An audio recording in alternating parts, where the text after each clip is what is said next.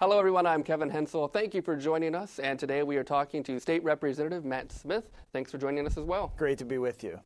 You have an important piece of legislation that's making its way through the General Assembly, and it's also gaining a lot of support, and it concerns how we select our judges in Pennsylvania. Exactly. Very happy with the bipartisan support we've received so far in merit selection, and we've been pushing this issue for a while, and what the legislation would do is create a nominating commission for appellate court judges, so the Superior Court, the Commonwealth Court, and the Supreme Court. This nominating commission would be comprised of 14 members, 4 of whom are appointed by the General Assembly, 4 appointments by the governor. And then the really nice thing about the nominating commission is there's 6 public appointees. So they would be members of the business community, the labor community, the law school deans would be represented, the bar associations would be represented.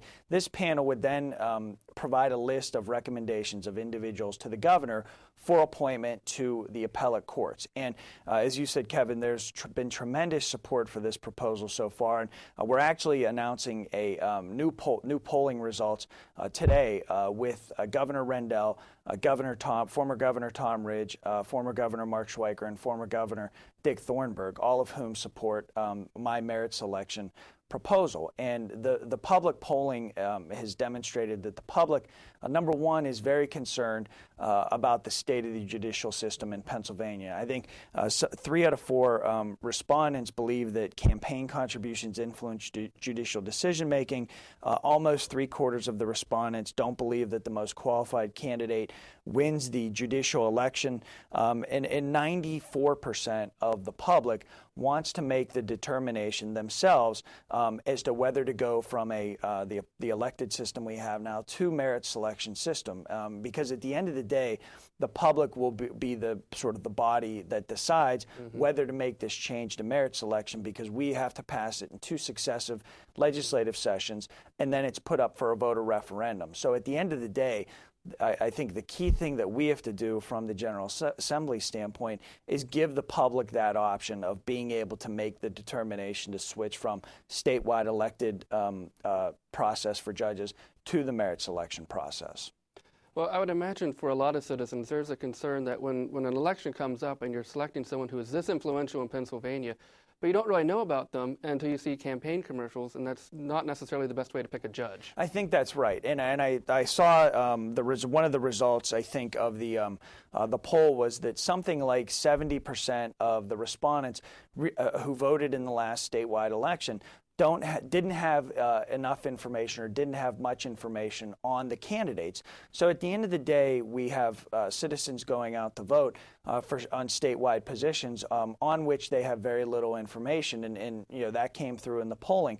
So I think if we are able to move to a merit selection system, you're going to have not only, I think, a better set of qualifications for the particular jurist, but also eliminating that appearance that the public has right now that candidates who, that the law firms and lawyers who give donations to candidates are somehow getting a leg up. And that's not to say that that's necessarily occurring, but the public perceives that it's occurring. And that almost in and of itself makes some change necessary, because once you have, I think, a lack of public buy-in, if you will, with the judicial process, if they think that something's amiss, I think that really goes at the foundations of the entire statewide legal system, because there's got to be a buy-in from the public. And I think right now the polling results bear out that the public believes that there's a problem, and they believe we must change the merit selection.